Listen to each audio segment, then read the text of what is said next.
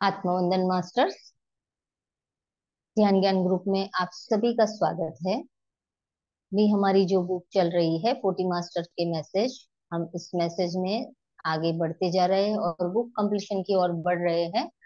तो आज हमें मैसेज मिलने वाले हैं राजा हरिश्चंद्र के। तो हमारे लिए इसमें क्या मैसेज है, उसके लिए हम सब पूरे खुले मन से बैठेंगे और उनको सुनेंगे, अपनी सभी चेतनाओं को खोलकर। तो इस मैसेज को हमारे साथ पहुंचा रही है, हमारे पास लेकर आ रहे हैं जागृति जी। जी जागृति जी, आपका बहुत बहुत स्वागत है और अब हम रेडी है आपके मैसेज सुनने के लिए। Thank you. आपका वंदन सभी मास्टर्स को। आज मैं राजा हरिश्चंद्र के मैसेज उन्होंने जो दिए हैं सी अरुणा जी को, वो मैसेज पढ़ने जा रही हूँ। उनकी कॉन्शियसनेस से जुड़ने के लिए हम पहले 1 मिनट के लिए आंखें बंद करके उनकी चेतना से जुड़ेंगे।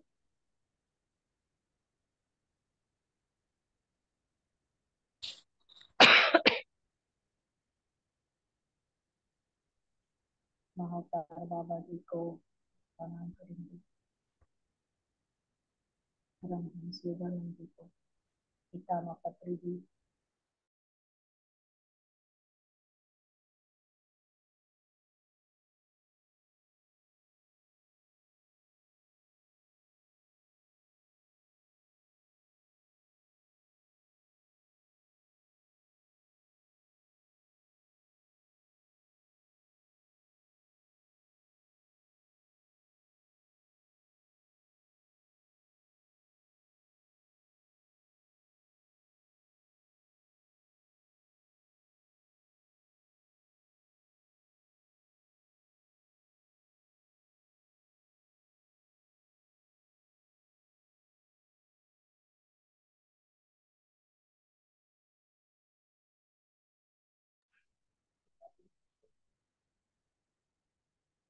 मेरी आवाज आ रही है?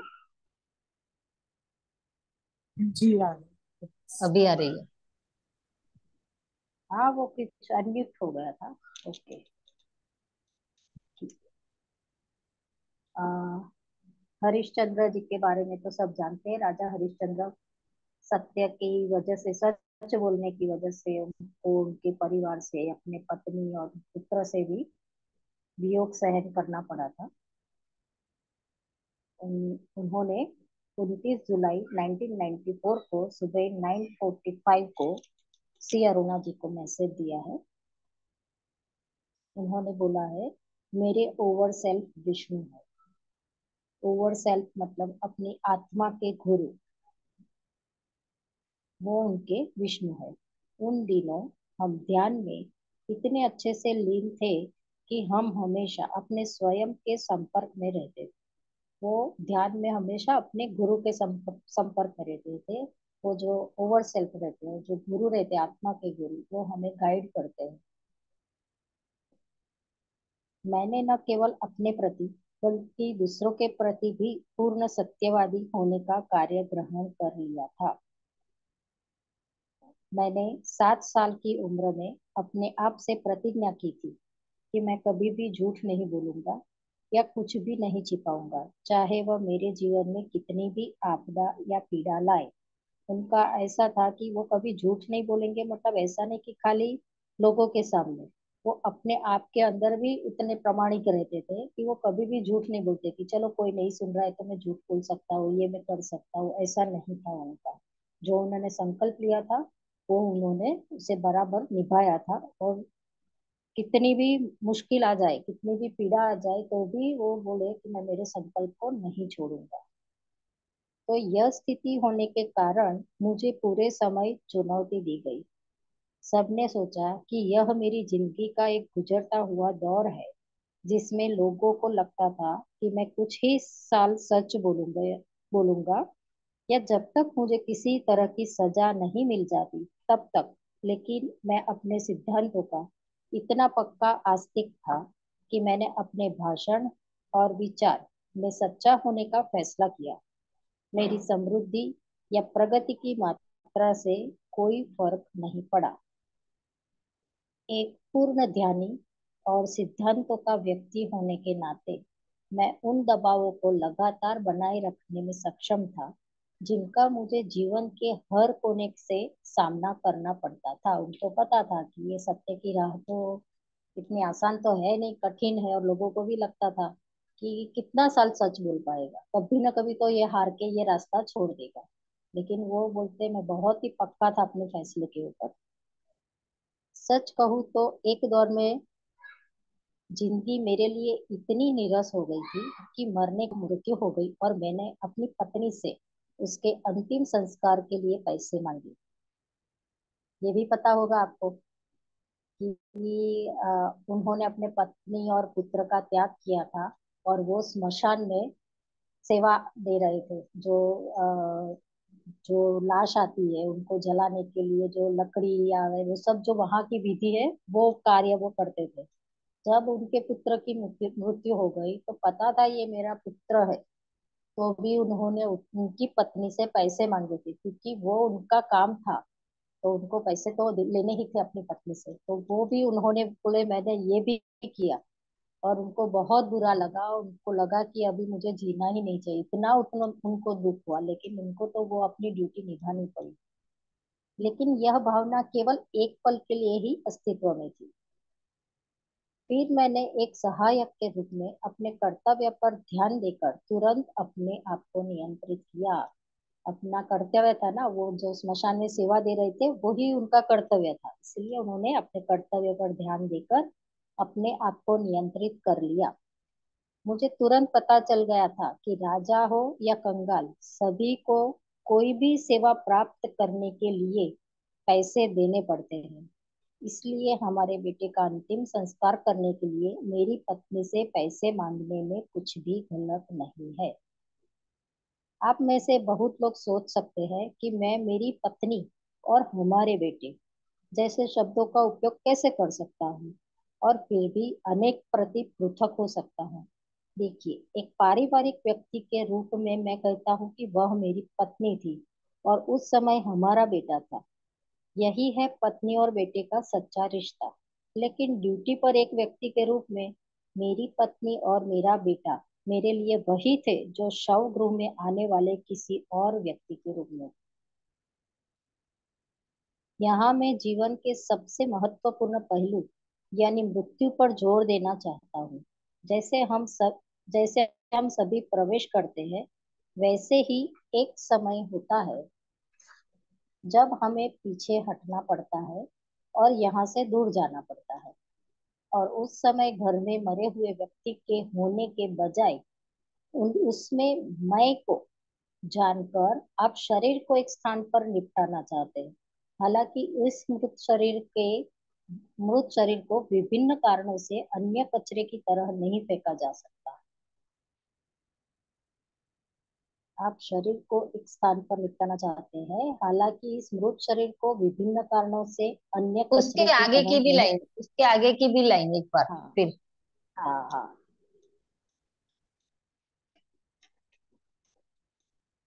जैसे हम सभी प्रवेश करते हैं, वैसे ही एक समय होता है जब हमें पीछे हटना पड़ता है और यहाँ से दूर जाना पड़ता है। और उस समय घर में मरे हुए व्यक्ति के होने के बजाय उसमें मैं को जानकर आप शरीर को एक स्थान पर निपटाना चाहते हैं। हालांकि उस मृत शरीर को विभिन्न कारणों से अन्य कचरे की तरह नहीं फेंका जा सकता।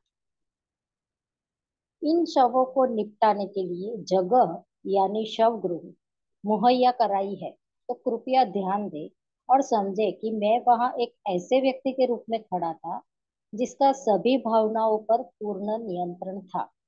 और मैंने एक ऐसा स्तर प्राप्त कर लिया था जहां मैं सूक्ष्म दुनिया में अपने बेटे से बात कर सकता था और साथ ही साथ पृथ्वी पर अनेक भौतिक शरीर का अंतिम संस्कार भी कर सकता था। वो सूक्ष्म रूप से एस्ट्रल ट्रैवल करके अपने बेटे से बात कर सकते थे। तब तक तो वो दूर थे, लेकिन उसके बाद में वो एस्ट्रली वो उनके बेटे से बात कर सकते थे और भौतिक शरीर दिया करते थे वो भी कर सकते थे। आप सभी लोग जो मेरी कहानी सुनते हैं सोचते हैं कि मैं महान हूँ। मैं चाहता हूँ कि आप सब भी सिर्फ दो काम करके मेरी तरह महान बने। एक तो ध्यान, और दूसरा खुद के प्रति सच्चे रहे। मैंने क्या किया? मैंने ध्यान किया और मुझे पता था मेरी मृत्यु के तुरंत बाद मेरा बेटा कहाँ जा रहा था। तो मैं उसके साथ गया। वह जगह देखी जहाँ वह रहने वाला था, जिसे आप लोग सुबह अपने बच्चों को स्कूल में छोड़ते हैं। और मुझे अपने कर्तव्य के प्रति सच्चे होते देखकर मेरे मास्टर्स मुझसे बहुत प्रसन्न हुए। उन्होंने मेरे बेटे को मुझे वापस दे दिया, जैसे शाम को अपने बच्चों को स्कूल से वापस लाते हो तब जब वे कुछ सीख चुके होते हैं। एस्ट्रली एस्ट्रली वो उनके बेटे से उनकी मृत्यु के बाद में वो अपने बच्चे से मिले। उनको मास्टर्स ने वो उनकी सच्चाई का सब जो उन्होंने किया था, उनकी वजह से उनके मास्टर्स ने उनको उनका बेटा वापस दे दिया। कि सुबह को गया, जब वो मर गया तभी गया, मतलब वो सुबह को गया, लेकिन जब वो मर गए तो सूक्ष्म शरीर से उन्होंने अपने बेटे को वापस पा लिया, ध्यान से। इस मामले में मुझे केवल इतना अंतर दिखाई देता है कि मेरा बेटा एक सूक्ष्म विद्यालय में गया और वापस आ गया, और आपके बच्चे पृथ्वी विद्यालय जाते हैं। बस थोड़े से अंतर की बात है। आपने मुझे एक अवांछित दर्जा दिया है, जीवन के हर पहलू के प्रति मेरी ईमानदारी के कारण। बस थोड़े ही अंतर की बात है, आपने मुझे एक अवांछित दर्जा दिया है जीवन के हर पहलू के प्रति मेरी ईमानदारी के कारण। क्या आप सब भी अपने प्रति सच्चे रहकर सात्विक देह चेतना के मालिक नहीं बन सकते? आप ऐसा कर सकते हैं। सत्य और ध्यान की अपनी निरंतर खोज के माध्यम से आपको किसी भी तरह की समस्या का सामना करने का आत्मविश्वास मिलेगा। क्या मेरे अवतार हरिश्चंद्र का अंत में सुखी मिलन नहीं था? आप सभी छोटी छोटी रोजमर्रा की समस्याओं से क्यों चिंतित है? ये समस्याएं आपको तेज बनाने के लिए, आपको खुद को बेहतर बनाने में मदद करने के लिए, और ये आपको तभी पता चलेगा जब आप ध्यान में जाओगे। तभी ध्यान और ज्ञान से ही आपको ये पता चल जाएगा कि ये जीवन क्या है, क्यों है, किस लिए है। तो फिर ये रोज जो छोटी छोटी बातें होती है, उनमें से उसको उसके सामने लड़ने की आपको समझ आ जाती है, और वो आपको खुद को बेहतर बनाने में मदद कर सकती है। आपको बस इतना करना है कि थोड़ा ध्यान करें और आप अपनी समझ में परिवर्तन पाए।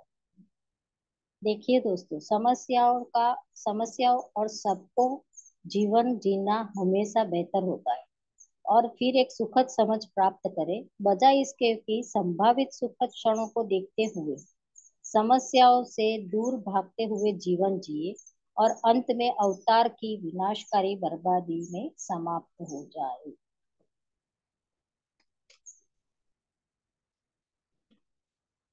समस्याओं से दूर भागना नहीं है, पर दूर भागे कि चलो यही यहाँ पर बहुत मुश्किल है, ये जगह हमारे लिए ठीक नहीं है, चलो ये छोड़ के ही चले जाते तो शांति मिलेगी। तो जो ये भुगतना है वो भुगतना ही है, तो अंत में विनाशकारी परिस्थिति आपको प्राप्त हो सकती है। मान लीजिए कि आपने अभी ध्यान के अवसर का लाभ उठाया है। उस स्थिति में आप अपने जीवन को अपने दोस्तों के साथ उन्नति के अगले चरण में जारी रख सकते हैं। मान लीजिए कि आपने अभी ध्यान के अवसर का लाभ उठाया है। उस स्थिति में आप अपने जीवन को अपने दोस्तों के साथ उन्नति के अगले चरण में जारी रख सकते हैं। यदि आप आराम करना और आलसी होना चाहते हैं तो आप पीछे रह जाएंगे, जबकि आपके मित्र उच्च दुनिया में जाएंगे। तब आपको बहुत मेहनत करनी पड़ेगी। तो बाद में कड़ी मेहनत के बजाय क्यों ना अभी थोड़े काम के बोझ से शुरुआत करें, क्योंकि एक धीमी और स्थिर दौड़ हमेशा पूर्ण समझ और जीत की दौड़ दौड़ होती है। तो मेरा संदेश यह है अरुणा, वर्तमान में आपकी तरह मैं ध्यान को लोगों तक पहुंचाने की कोशिश कर रहा हूँ। वो अरुणा जी से कह रहे हैं कि जो आप कर रहे हैं वो ही मैं कर रहा हूँ, लोगों को ध्यान की ओर ले जाने में, उनको पहुंचाने तक कोशिश कर रहा हूँ। लेकिन किसी तरह मुझे लगता है कि लोग मोटी चमड़ी वाले और सामान्य रूप से समझने में धीमे हो गए हैं। मेरे साथ विभिन्न मास्टर्स को लोगों को ध्यान में बिठाने का काम बहुत बहुत कठिन लगता है। और जैसा कि आप जानते हैं, हम इन कर्तव्य को पसंद करते हैं और सख्ती से पालन करते हैं, जो बहुत कठिन है, केवल इसलिए कि ऐसे कर्तव्य आत्मपूर्ति करने वाले होते हैं। हम इस कर्तव्य को एक्सिस चेंज की आपदाओं को कम करने के साधन के रूप में कर रहे हैं। हमेशा सर्वश्रेष्ठ की आशा करते हुए हम अधिक से अधिक लोगों में परिवर्तन को प्रेरित करना चाहते हैं। हम इस अतिरिक्त कार्य पर काम करने वाले परास्नातकों का एक समूह है, लेकिन हमारा वास्तविक कार्य क्षेत्र एक और उच्च दुनिया में है। आपको और सभी मास्टर को शुभकामनाएं। धन्यवाद धन्यवाद धन्यवाद। ये था राजा हरिश्चंद्र जी का मैसेज। धन्यवाद धन्यवाद धन्यवाद, बहुत खूबसूरत, बहुत बढ़िया, बहुत बढ़िया। बहुत अच्छे मैसेजेस मिल रहे हैं, ये बहुत जाते जाते ऐसा लग रहा बहुत है कि सही कहे। हाँ।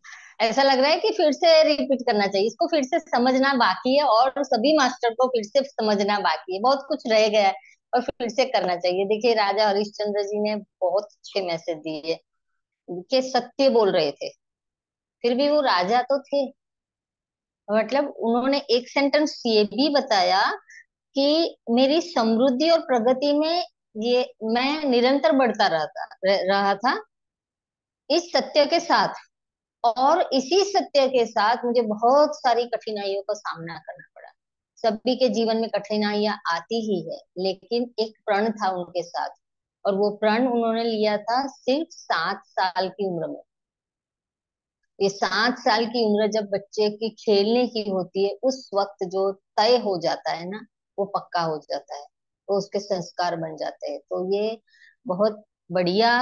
ये उन्होंने एक प्रण लिया कि मैं सत्य ही बोलूंगा, और उससे कठिनाइयां भी आई, समृद्धि भी मिली। अगर वो सत्य नहीं होते तो आगे हम जिस तरह से जानते हैं, सत्यवादी राजा हरिश्चंद्र ये भी नहीं सुनते। तो ये इनका बढ़ने का एक तरीका था, बढ़ने का, आत्मा की कक्षा को बढ़ाने का एक तरीका था। उनके जीवन में कठिनाइयां भी आई, और एक समय ऐसा भी आया कि जीवन से रस्सी उड़ गया, नीरस भी हो गए, ये भी आया। और एक बात इन्होंने बताई, मैं कुछ ही पॉइंट कर पाई हूँ, बाकी के सभी बताएंगे क्या क्या उन्होंने किया। शरीर के बारे में जो बताया कि मृत्यु, वो क्या कार्य कर रहे थे स्मशान में जलाने का, ये पूरी कहानी अगर साथ में जुड़ी है तो पता चलता है कि राजा हरिश्चंद्र राजा से इस अवस्था तक कैसे पहुंचे। ये भी एक पूरी कहानी है। जी बताइए। ये कहानी में ऐसा है कि हरिश्चंद्र राजा ने राजसूय यज्ञ किया था।